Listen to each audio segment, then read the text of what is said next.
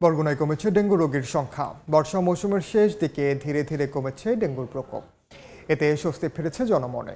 সদর হাসপাতালের হিসাব অনুযায়ী জেলায় এখন পর্যন্ত ডেঙ্গুতে আক্রান্ত হয়েছেন 5,050 জন এবং মারা গেছেন 39 জন, আর চিকিৎসাধীন আছেন 124 জন। এদের অধিকাংশই সদর উপজেলার বাসিন্দা।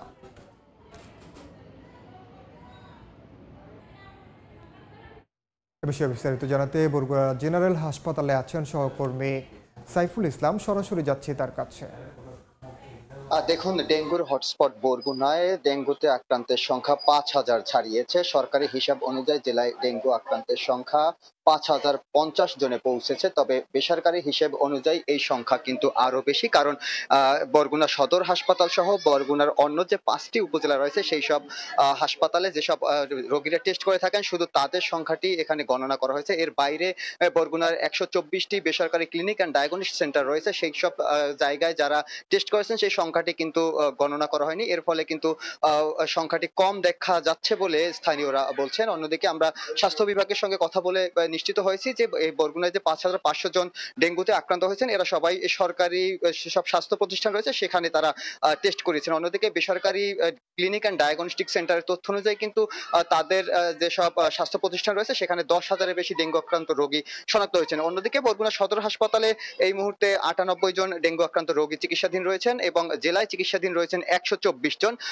গত 15 দিন আগেও কিন্তু বরগুনায় প্রায় 2 শতাধিক রোগী প্রতিদিন ডেঙ্গুতে আক্রান্ত থাকতেন। হাসপাতাল কর্তৃপক্ষ আমাদেরকে জানিয়েছেন যে আগের থেকে কিছুটা ডেঙ্গু আক্রান্ত রোগীর সংখ্যা কমলেও এখন পর্যন্ত পুরোপুরি কিন্তু ডেঙ্গু নিয়ন্ত্রণে আসেনি। আর বরগুনা সদর হাসপাতাল কর্তৃপক্ষ বলছেন যে এখন যারা ডেঙ্গুতে আক্রান্ত হয়ে হসপিটালে চিকিৎসা নিতে যাচ্ছেন তাদের মধ্যে অধিকাংশই সদর উপজেলার বাহিরের রোগী। আমি যদি একটি তথ্য জানিয়ে রাখি, বরগুনায় এখন পর্যন্ত যে 5,050 জন ডেঙ্গুতে আক্রান্ত হয়েছেন এদের মধ্যে বরগুনা সদর উপজেলার বাসিন্দা রয়েছেন 4,283 জন এবং এখন পর্যন্ত বরগুনায় ডেঙ্গুতে আক্রান্ত হয়ে 39 জন মারা গেছেন। এদের মধ্যে 31 জনের বাড়ি বরগুনা সদর উপজেলা এবং বাকি যে 8 জন রয়েছেন এই 8 জনের মধ্যে বেতাগির বাসিন্দা রয়েছেন এবং পাথরঘাটা উপজেলার বাসিন্দারা রয়েছেন।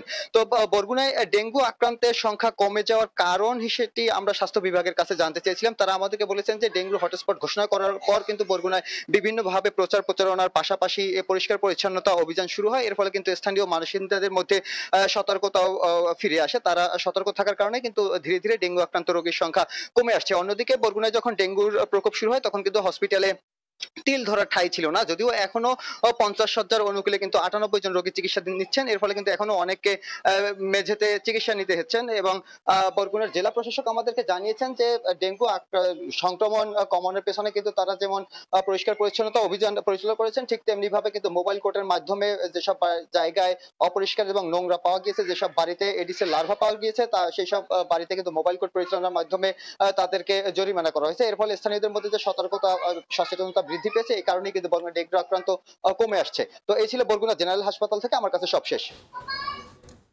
বরগুনার ডেঙ্গু পরিস্থিতির খবর জানাচ্ছিলেন সহকর্মী সাইফুল মিরাজ।